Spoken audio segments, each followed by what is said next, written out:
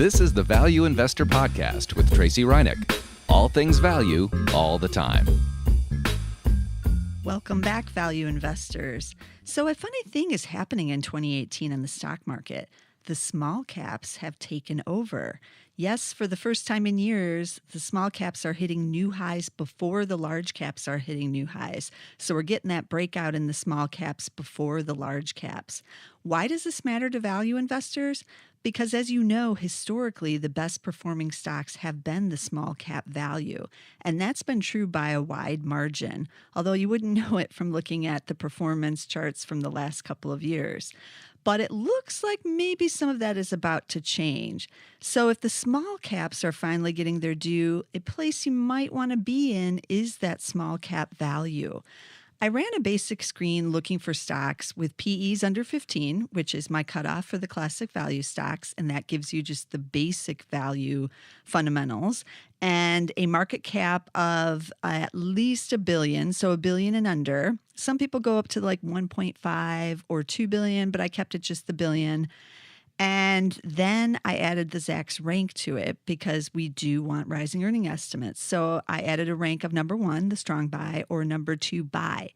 Now, by adding the rank, it's really going to narrow down my options here because I was getting pretty many stocks with just PEs under 15 and the small cap. But when I add that rank on, which the number 1s and number 2s are more limited in number, of course, then it brought it down. But I still returned 88 stocks on this screen. That's pretty good. Now, remember, the small cap stocks have fewer analysts following them. So you really have to do your homework on these stocks.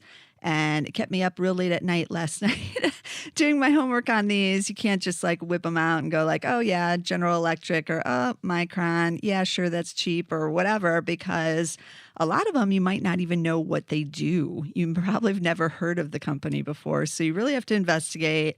And it doesn't really help you to go on places like StockTwits because there aren't 60,000 people on these stocks. If you're lucky, you might get 500 followers on StockTwits, maybe posting any news that they find. But more likely than not, you're going to get 100 to 200 followers. So that's not really a good source of information either.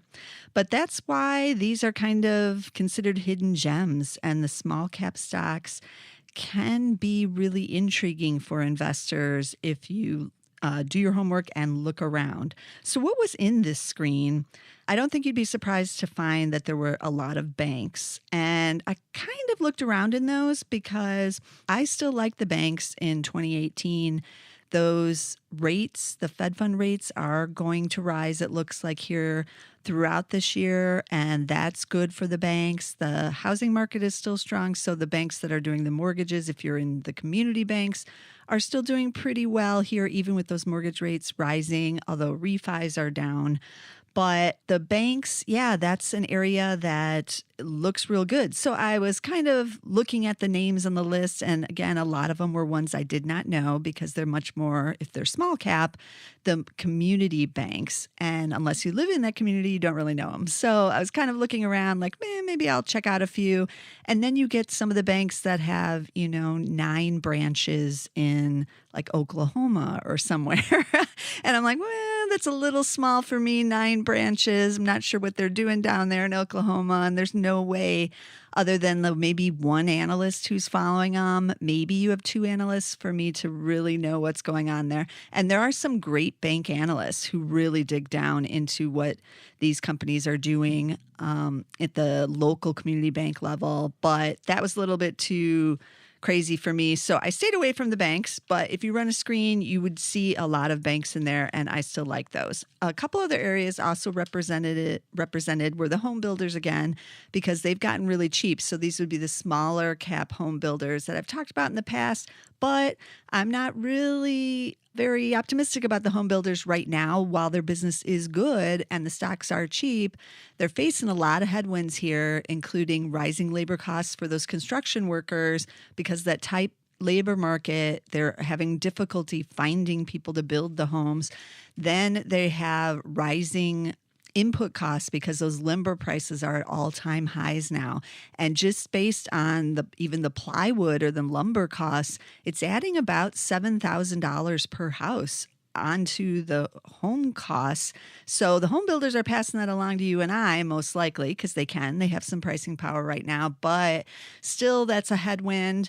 And especially as those mortgage rates rise, if you're adding another $7,000 onto your selling price to that home buyer, rates are higher, not a good combination. So staying away from the home builders, even though they're cheap. And I recently sold the one I did own in the value investor portfolio out of there. So staying on the sidelines. But I did find 5 stocks that I thought looked pretty intriguing, and some of these are really interesting. So let's jump right into it. The first one is called ZAGG. It's ticker ZAGG. I've talked about this on one other podcast because I did remember it. And they make the protective coverings for electronics under that invisible shield name. So that's what they do. It's on, a lot of the devices so the screens don't break. And they have pretty good numbers here. So they have a PE of just 11.5, and their market cap is just $450 million. But out of the 4 estimates we have for 2018, 3 have been higher in the last month off their last earnings report, and they're expected to see earnings growth of 42% in 2018. So they made 97 cents last year, and they're expected to make $1.38 this year. So, I like that. I like the value fundamentals plus the growth. That's pretty rare. So ZAGG is the first stock. Then I had an energy name on the list, and I was like, oh, great, energy. I really like the energy stocks right now, and this one looks cheap. But then I discovered that it's actually combined with another company in just basically the last 2 weeks. So the stock is TALO Energy. The ticker is TALO.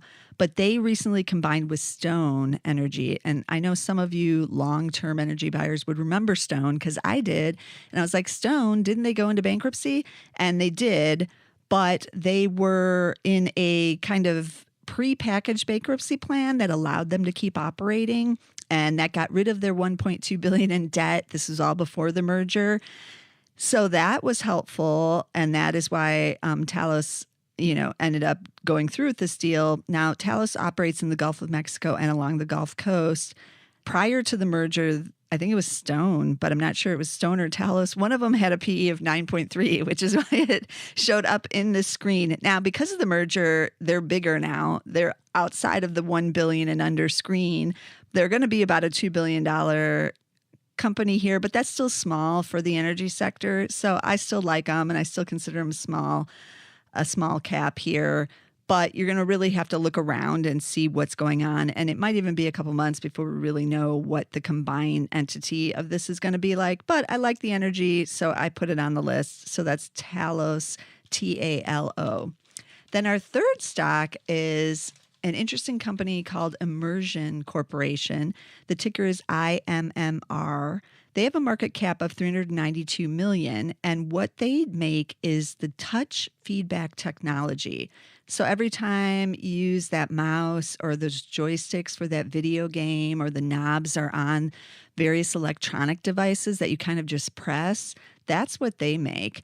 And they've been kind of being pressured by, well, not kind of, they have been being pressured by an outside group to get someone on the board. So this outside group is called VX Capital Advisors. They now own 7.7% of the stock. And on May 11th, Immersion agreed to nominate to the board a new independent director, and VX Capital Advisors, with their 7.7%, agreed to back this person. So they've been kind of feuding, like they wanted their representation on the board. So that's been taken care of now. And their first quarter was really solid.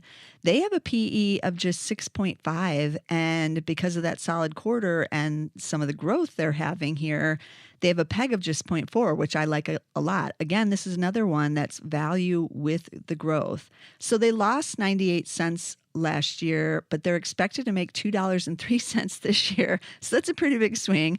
There's just 2 estimates, and both are higher in the last 30 days. So like I said, a lot of these small caps aren't heavily followed on the street. So the first quarter saw record revenues of $85.4 million.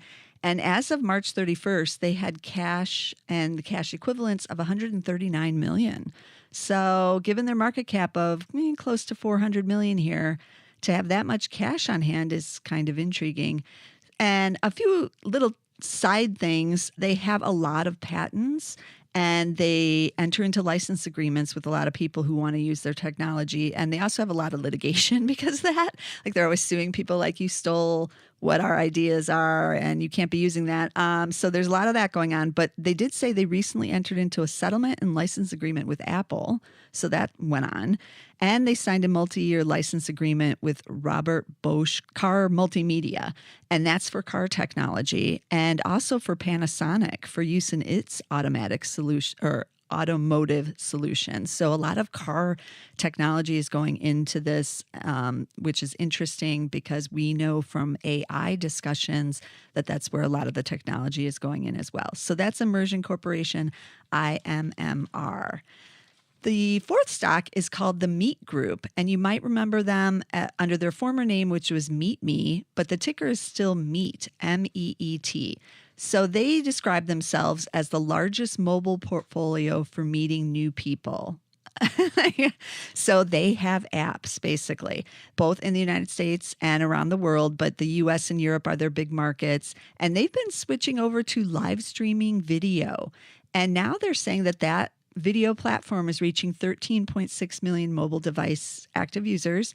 And they grew that revenue over the last 6 months, which ended in April of this year. So 6 months ending in April, they grew it from $0 to $29 million in that time period. So their most popular top grossing US app is the Meet Me app. And in Europe, it's the Lovoo. It's Lovoo. Some of you may know that if you're listening overseas. Their first quarter revenue was up 88% year over year to $37.6 million. And they also have a nice cash hoard here. They have cash and cash equivalents as of March 31st of $27.9 million. Their market cap is just $230 million. So that's a nice little stash there. And they're trading pretty cheaply, a PE of 13. And I know you all love this. It's a stock under $5. So it's trading around $3.25. We only have two estimates here, and both of those are up since the first quarter report. They made 39 cents last year. They're only expected to make 25 this year. So I'm not sure what that's about. It is a decline of 36%. So you might be thinking, oh, Tracey, that might be a value trap of some sort, but it rebounds next year. So this is one, I'm not sure why the decline, but you might have to look into that if you're interested in this small little live streaming video platform app maker. So that's the Meat Group. Meet, MEET is the ticker. And our fifth stock is also staying in on the technology side. So a lot of small cap tech here. I know it's kind of interesting, isn't it? The fifth stock is COHU Inc. The ticker is COHU, COHU. And they have a market cap of $679 million, so among the larger of the stocks I'm talking about today. And their PE is just 13.7. So what they do is they're a supplier of semiconductor equipment. So they make the equipment that goes over to the semiconductors. And they said in the first quarter, they captured 2 new large customers. And then they said they have good, solid order momentum and good visibility into many of their key markets, including industrials and autos. And also a big deal is that they announced they're going to try to merge with Xcerra. I'm probably saying that wrong. But it's Xcerra, and that is a pretty big deal. They have a market cap, or the deal is worth $790 million. So that would put this combined company at about close to $1.5 billion here, which is still small cap size, but on the bigger sides of the small caps. So COHU actually also pays a dividend yield, which we haven't seen before. So they have the good cash flow too. That's yielding 1.1%. There's 3 estimates on them for 2018. 2 are higher in the last 30 days since their earnings report, basically in early May. And they're supposed to see earnings growth of 11.7% in 2018 and 18% in 2019. I'm not sure either one of those is including any kind of merger because they usually don't include it until after the deal goes through.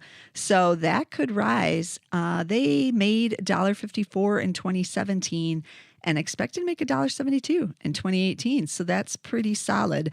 But anything related to the semiconductors seems to be hot right now, including the service side, which is what these guys do since they supply the equipment, and also the actual makers of the semiconductors, as we've talked about. But this is an interesting take on the semis that you might want to keep in mind.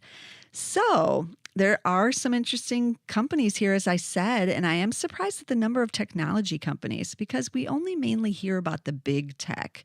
We know about the FANGs, the big, huge semiconductors, any of those big market cap. And we rarely hear about these small guys, mainly because a lot of them get bought out. Like the big guys just go in there with their cash and say, we know you're doing something good. We like you. We're buying you. So this is an intriguing way to get into technology on the smaller side and where nobody else is paying attention. And a lot of these, in fact, nearly all of them have real solid growth projections here. I recently heard a comment on the radio talking about how investors can't beat the market because everybody is in on all the news on all the companies. And within 90 seconds, everybody has the same news. But do they? Because I don't think most of you probably have heard of any of these companies. Maybe you've heard about one, maybe two if you're lucky. But I know most of these were new to me. So, and I'm watching the stock market every day and I'm looking at a lot of stocks.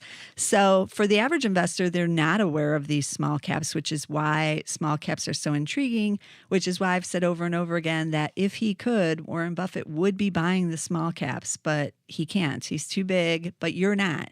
You're not too big to buy these companies and invest in them. So there's basically some hidden gems, and I just gave you 5 of the stocks that we've never heard of. I'm sure there's certainly more. And as a reminder, there is more out there than just the FANG. So it's good to look around. And small cap value historically beating the market. So let's recap those tickers again. So you can go check them out for yourself and look into those fundamentals. There was ZAGG, which is ZAGG, Talos Energy, which is now combined with Stone, TALO, Immersion Corporation, IMMR. Then we had the Meat Group, MEET, and COHU, which is COHU. And as always, I aim to bring you good value stocks every week, as well as ETFs and other ways you can be a value investor out there in the market, because value is getting really interesting here in 2018 and I'm feeling some momentum, and I hope you are too. So be sure to subscribe to get the Value Investor Podcast every week so you don't miss a single episode. We are on Spotify now, and I know a lot of you have been subscribing over there, so thank you. That's great that you're finding us there. And we're also standalone on iTunes, so you can find us on iTunes under the Value Investor Podcast, which is also Apple Podcasts, as they call it. And you can also get us on SoundCloud, but we're under the Zacks Market Edge over there. So you get 2 for 1 over there on SoundCloud if you subscribe there. But otherwise, I'll be back again next week with some more value stocks.